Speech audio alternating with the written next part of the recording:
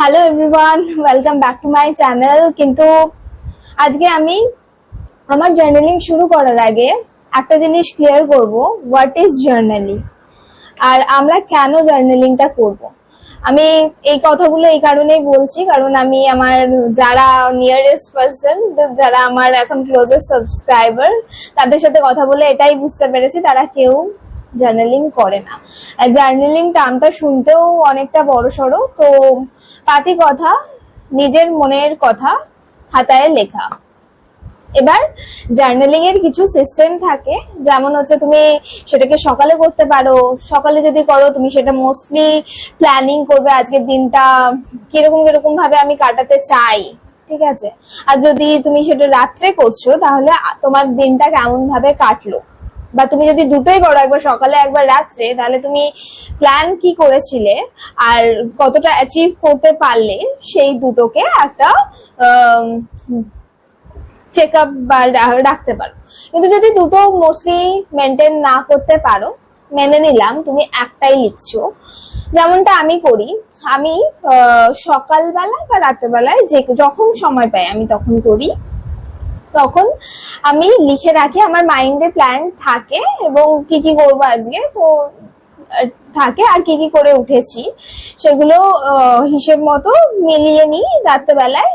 আর mostly আমার journaling করার কারণ এটাই, কারণ লোকে আমাকে কিছু কিছু টার্ম অ্যাসাইন করে যে আমি এই জিনিসটা, তো আমি আদৌ সেইটা কিনা সেটা জানার জন্য আমার জার্নালিংটা প্রয়োজন। তো বেসিক্যালি জার্নালিং তোমাকে হেল্প করবে নিজেকে জানতে। আমি এটাকে যদি একটা উদাহরণের সাহায্যে বোঝাই, ধরো তুমি কোনো ক্লিনিং কাজের সাথে যুক্ত, যেমন হচ্ছে যে ধরো তুমি পুকুরে বা নদী যখন আমরা পরিষ্কার করি, আজকাল অনেক অর্গানাইজেশন এগুলো করাচ্ছে, তখন দেখবে ওরা একটা বড় বড় প্লাস্টিক হাতে করে নিয়ে যায় যাতে যে আবর্জনাগুলো নদীতে ফেলা হয়েছে সেগুলো ডাম্প করতে পারে সেই প্লাস্টিকের মধ্যে। তাহলে আমি বলি ওই প্লাস্টিকের যে বড় থলেটা না, সেটা হচ্ছে আমাদের এই ডায়েরিটা। এই যে আমি একটা ডায়েরি মেনটেন করি, তো এই ডায়েরিটা হচ্ছে সেই থলেটা। তোমার মাথার মধ্যে যা যা আছে সেগুলো তুমি লিখবে এই ডায়েরিতে। তুমি একবারও ভাববে না এই ডায়েরিটা কেউ পড়বে। সব থেকে বড় প্রবলেম হচ্ছে আমরা ভাবি আমাদের এই ডায়েরিটা যদি কেউ পড়ে নেয় তাহলে কি হবে। মোস্টলি তোমার জীবনে কারোর ইন্টারেস্ট নেই, আর যদি পড়েও 2 মিনিট 10 মিনিটের জন্য ইন্টারেস্ট দেখাবে, যে হা হা হি হি করে হাসবে। আর এই ডায়েরিটাই তোমাকে হেল্প করবে ওই হা হা হি হি গুলোতে যদি কেউ হাসে বা নিজের লাইফকে ধরে রাখতে, যে মানুষের জাজমেন্ট, মানুষের কথোপকথন কতটা আমাকে ইম্প্যাক্ট করছে। যদি ইম্প্যাক্ট করে সেই মুহূর্তে, সেদিন তোমার ওটা ডায়েরিতে থাকবে। At the end, after completing each weekend, তুমি এটা খুলে একবার পড়তে পারো যে এই উইকেন্ডটায় আমার কেমন কি প্যাটার্ন তৈরি হচ্ছে। আমি কি খুব পরিমাণে লোকের কমেন্টের দ্বারা এফেক্টেড? খুব পরিমাণে কেউ যদি আমাকে ভালো বলে তাহলে কি আমি সেদিন আর কোনো নিজের যে গোলটা সেটার জন্য কোনো কিছু টাইম ইনভেস্ট করতে পারছি না? তাহলে সেই জিনিসগুলো, সেই প্যাটার্ন গুলো তোমাকে রেকগনাইজ করতে সাহায্য করবে। এবার যখনই ওই প্যাটার্নটা রেকগনাইজ হয়ে গেল যে আমি এই ভুলটা করছি, আর অলরেডি আমাদের একটা গোল সেট আছে, তাহলে আমরা ওই ভুলটাকে শোধরানোর জন্য আরেকটা স্টেপ নেবো। ঠিক আছে, ওটাই হবে আমাদের প্ল্যান। যে নেক্সট প্ল্যান কি, আচ্ছা এইটা ভুল ছিল, এইটা শোধরাতে হবে। আর যদি তুমি এগুলো না করো, সবকিছু তোমার লাইফে চলছে একই জিনিস বারবার বারবার হচ্ছে। আমরা মোস্টলি বলি যে আমার সাথেই কেন বারবার বারবার হচ্ছে। বারবার বারবার এই কারণেই হচ্ছে কারণ তুমি সেই কোনো রেকর্ড রাখছো না, তুমি তোমার অ্যাকশনের কোনো রেকর্ডই নেই। যখনই আমরা কোনো কিছু আদেও দেখতে যাই তখন আগে চেক করি, ডেটা চেক করো, কোনো খুন হয়েছে, খারাপই হয়েছে, ডেটা কি হয়েছে। আমাদের কাছে ইভেন্ট, ইনসিডেন্ট, আমরা প্রুফ চাই, এভিডেন্স চাই। সেগুলো তোমার কাছে কিছুই নেই, তুমি আবার সেগুলোই করবে। তাই জন্য আমি রিকোয়েস্ট করছি তোমাদের সকলকে, অ্যাটলিস্ট যারা আমার সাবস্ক্রাইবার, আমার নিয়ারেস্ট, আমি তোমাদের সকলের কাছে একটাই অনুরোধ করব, যদি তোমাদের সত্যি করেই কোনো প্রাইভেসি না থাকে, নিজেদের ফোনের মধ্যে লেখো। এখন সবার ফোনে নোটস বলে অ্যাপ্লিকেশন আছে যেখানে আমরা লিখতে পারি, বাংলা, হিন্দিতে, ইংলিশে, যে কোনো ভাষায় লেখা যায়। তুমি সেগুলোই ইউজ করো, সেগুলো করে তবুও লেখো। ঠিক আছে, খুব ইম্পর্টেন্ট প্রতিদিনেরটা লেখা। প্রতিদিন আমি বলছি এটা প্রতিদিন তুমি করতে পারবে না ইনিশিয়ালি, হয়তো 2 দিন 3 দিন পর একবার লিখছো, ঠিক আছে, কিন্তু তবুও লেখো। আস্তে আস্তে ওটা গ্রো হতে হতে দেখবে যে আজকে কি হলো, আমি ওটা হ্যাবিটে পরিণত হবে, ঠিক আছে। এবার নেক্সট বলি, এই সপ্তাহে আমাদের ছিল এক্সামটা একটুখানি, কোর্সটা আমি একটু অফ নিয়েছিলাম যে সোশিওলজি রিলেটেড। তো সেখানে আমি এটাই উদ্দেশ্য ছিল, আমি মানে মানুষজন, চারপাশে মানুষ সম্পর্কে একটু জানার ইচ্ছেও ছিল। তো সেখানে আমি জানতে পারি ট্রান্সজেন্ডার নিয়ে। অ্যান্ড এটা একটুখানি অফ টপিক আমাদের সমাজে, তাই না? ট্রান্স মানে আমরা ভাবি হিজড়া, ওদের কাজকর্ম নেই, ওদেরকে তো শুধু মানে ওরা তো শুধু লোকের থেকে টাকা নিয়ে বেঁচে বেড়ায়, ঠিক আছে। কিন্তু ওদেরকে আজকে এই কাজটা অ্যাকসেপ্ট করে নিতে কেন হলো, ঠিক আছে? আমরা কি তার জন্য কোনো অংশে দায়ী নই? একবার প্রশ্ন করো নিজেকে, ঠিক আছে। আর যেটা বুঝলাম যে আমিও অ্যাওয়্যার ছিলাম না ওদের এই সিচুয়েশনটা সম্পর্কে, বা কি জিনিসটা। তো তোমরা যারা জানো না, ম্যাক্সিমাম মানুষ জানে, তো যারা জানো না আমার মতো যদি কেউ থাকো, সেটা হলো ওদের শরীরটা যেটা, ওদের সেক্সটা তার থেকে আলাদা, ঠিক আছে। তাই জন্যই ওটাকে বলা হয় ট্রান্স। মানে আমাদের যেরকম আমি একজন মেয়ে, আমাকে দেখে তুমি বলতে পারবে আমি মেয়ে, আমি একজন ছেলেকে পছন্দ করব, এটা খুব অবভিয়াস। বা তুমি যদি একজন ছেলে হও, তুমি একটা মেয়েকেই পছন্দ করবে, সেটা খুব অবভিয়াস। কিন্তু ওদের ক্ষেত্রে সেটা না। ওরা ভেতর থেকে, বাইরে থেকে দেখতে মেয়েদের মতো, কিন্তু ওরা একটা ছেলেকে পছন্দ করে না, ওরা একটা মেয়ের প্রতি আকর্ষণ অনুভব করে। তো এই কারণে ওদের জীবনটা প্রবলেমেটিক হয়ে যায়, কারণ ওরা যেহেতু দেখতে মেয়ের মতো, ঠিক আছে, তাহলে ওদের প্রতি নিশ্চয়ই একটা মেয়ের আকর্ষণ আসবে না। বা সেগুলো তুমি একটা ছেলের ক্ষেত্রে অ্যাপ্লাই করে নাও সিমিলারলি, দুটো অপোজিট, বাইরে থেকে যা দেখতে, ভেতর থেকে তারা অপোজিট। তো সেই রিলেটেড আমি কিছু সোশ্যাল মানে পড়াশোনা করছিলাম, আমাদের মেনলি ছিল হেলথ নিয়ে। তো ওদেরকে প্রচুর পরিমাণে ইভেন ডক্টর দেখাতে গেলেও প্রচুর পরিমাণে কষ্ট বা প্রবলেম ফেস করতে হয়। আর তারা কারা ক্রিয়েট করে, কারণ ডক্টর তো একদম ওদের সামনেই আসে না, সিকিউরিটি গার্ড থাকবে, রেজিস্টারে যারা লোক থাকবে তাদের সাথে ডিল করতে হবে। অ্যান্ড এভরিওয়ান, যারা সিকিউরিটি গার্ড থেকে, ইভেন ট্রান্সপোর্ট থেকে, রাস্তাঘাটে তারা বেরোলে তাদেরকে তাদেরকে মক হতে হয়। তো ভগবান যদি ওদেরকে ওই জীবনটা অলরেডি দিয়েছে যেটা স্বাভাবিকের থেকে একটু আলাদা, আমরা মানুষ হয়ে, আমরা যাদের আমাদেরকে স্বাভাবিক বলছি, তাদেরকে হেল্প করতে কি পারি না? তাদের দিকে কি দুটো জাজমেন্ট কম করতে পারি না? সেই ক্ষমতাটা আমাদের নেই? আমি তো শুধু এটুকুই বলবো, যদি তুমি নিজেকে স্বাভাবিক বলে দাবি করছো, তাহলে মানুষের জীবনকে কিভাবে তুমি স্বাভাবিক বানাতে পারবে সেটার প্রতি ফোকাস করো।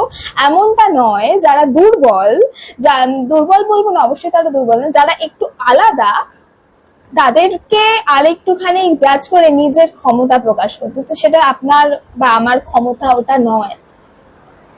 আমার ক্ষমতা যদি বেশি থাকতো তাহলে আমি ওদেরকে হেল্প করতে পারতাম। হ্যাঁ, যদি কাউকে হেল্প না করতে পারো, তাদের জীবনটা হেলও বানিয়ে দিও না, চেষ্টা করো তাদেরকে সাপোর্ট করার। আমার এটাই রিকোয়েস্ট, যাদেরকে ভগবান একটু আলাদা বানিয়েছে তাদেরকে সাপোর্ট যদি করতে পারো করো, আর যদি তা না করতে পারো তাহলে চুপ থাকো, মক করো না তাদেরকে। আর এই যে আজকে জামাটা পরে বসেছি, তো এই জামাটার তাৎপর্য এই, জামাটার মধ্যে হাবি জাবি অনেক কিছু লেখা আছে।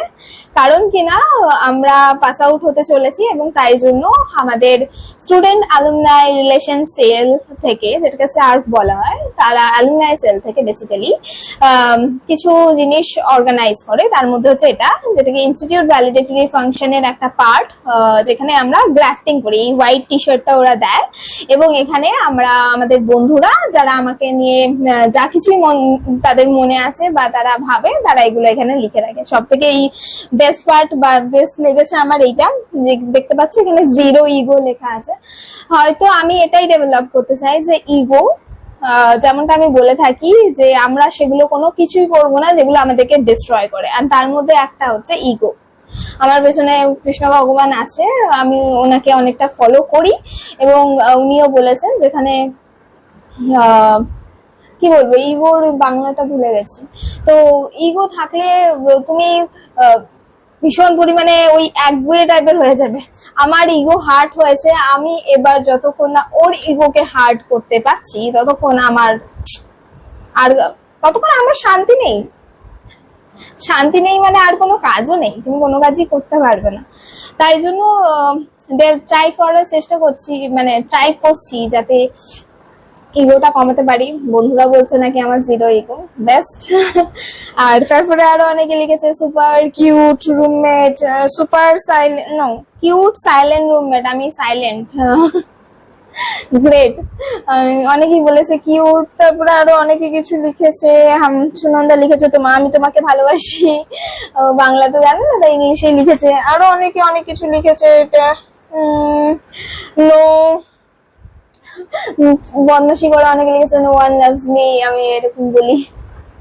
যাই হোক, তো এটা একটা ফান পার্ট ছিল, বেসিক্যালি মেমোরি ক্রিয়েশন, যেখানে সবাই সবার ক্রিয়েটিভিটি তুলে ধরছিল।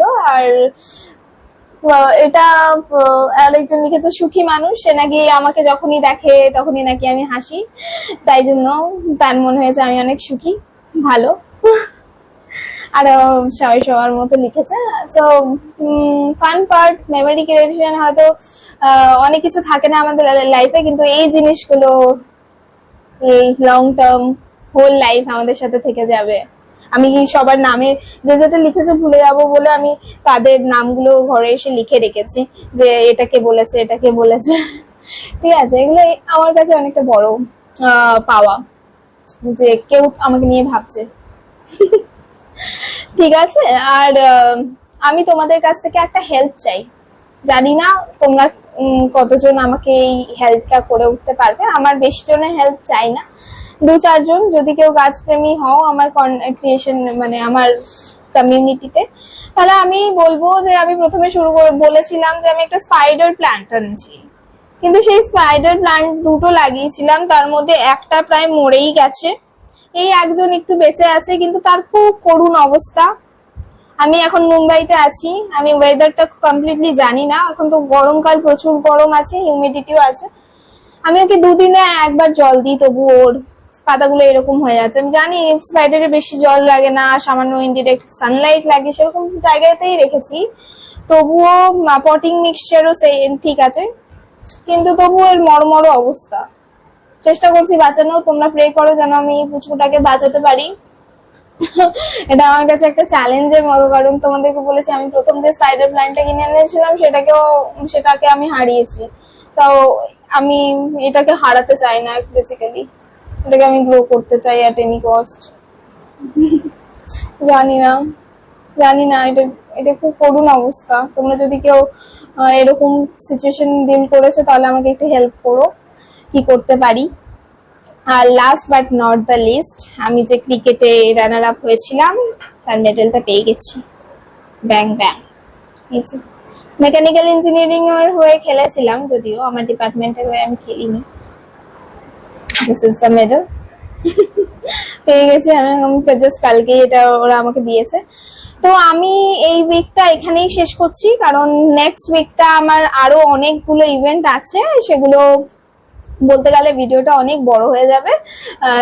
পরের ভিডিওতে আমি বাকি পার্টগুলো বলবো, বাকি এই উইকের কিছু ইভেন্টের কথা বলবো। নেক্সট উইকে আমাদের ফেয়ারওয়েল আছে, কমেন্সমেন্টও আছে, তো সবকিছু অনেক বড় হয়ে যাবে। ঠিক আছে, তোমরা সবাই আশা করি অনেক ভালো আছো, সুস্থ আছো, এবং এভাবেই ভালো থাকো, সাপোর্ট করো এবং পাশে থেকো, সব থেকে বড় জিনিস। থ্যাংক ইউ সো মাচ এতটা লং ভিডিও দেখার জন্য, পাশে থাকার জন্য।